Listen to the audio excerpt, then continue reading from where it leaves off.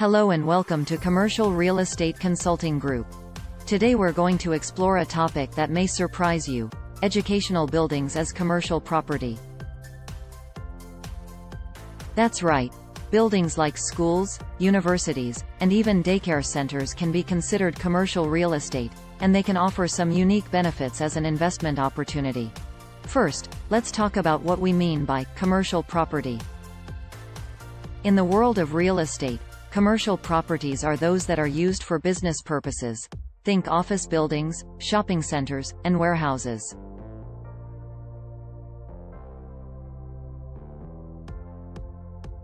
Educational buildings fall under this category because they are used for the business of education. So why might someone consider investing in an educational building? Well, for one, they can offer stable and reliable income. Educational institutions are often seen as anchor tenants because they typically sign long-term leases and have a low likelihood of vacating the property.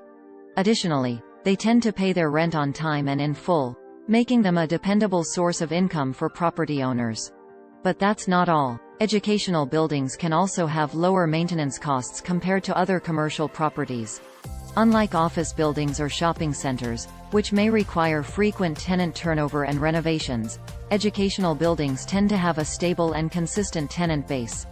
This can mean lower turnover costs and fewer repairs, which can translate to higher profits for property owners. Another benefit of investing in educational buildings is the potential for tax breaks. Depending on the location and type of property, there may be tax incentives for owning and operating educational buildings. Additionally, property owners can often write off certain expenses related to maintaining and improving the property.